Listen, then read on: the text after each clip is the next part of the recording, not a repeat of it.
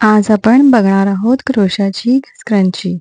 ही बनवायला इतकी सोपी आहे की बिगनर सुद्धा हे फास्ट बनवू शकतात आणि फक्त 10 मिनिटात ही रेडी होते.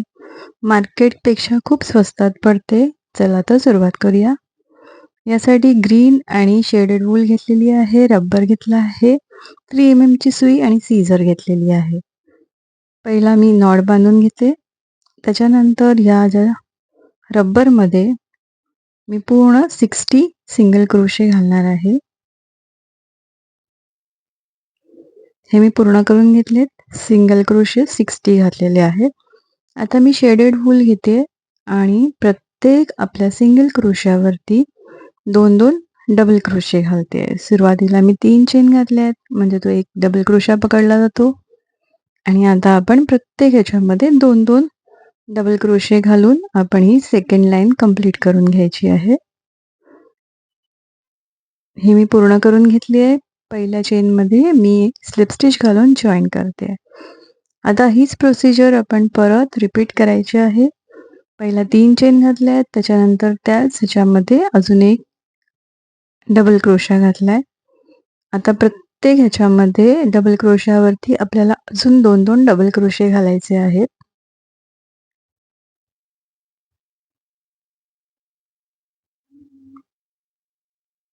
मी हळू दाखवते कारण बिगनर सुद्धा हे पटापट करू शकतील.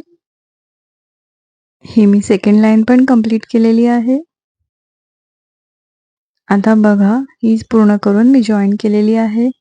आता ह्याला बॉर्डर करण्यासाठी मी आता पर्पल वूलचा वापर करणार आहे. आता मी पर्पल वूल जॉईन करून घेते आणि त्याच्यानंतर प्रत्येक एक सोडून एक डबल क्रोशावरती आपल्याला सिंगल क्रोशा घालायचे.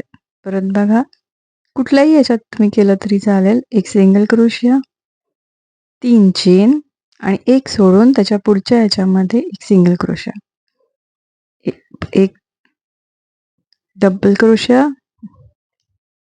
एक सिंगल क्रोशा घालायचा आहे, 3 चेन, परत सिंगल क्रोशा.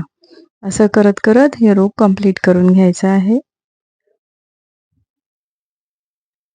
प्रत्येक ह्याच्यावरती 2-2 डबल क्रोशे घातल्यामुळे थोडा क्रम्पल इफेक्ट येतो आणि आपली स्क्रंची दिसायलाही खूप छान दिसते आणि ही खूप फास्ट रेडी होते. अगदी 10 मिनिटाच्या आत रेडी होते. त्याच्यामुळे तुम्ही ही बनवून बघा. मला कमेंटमध्ये सांगा.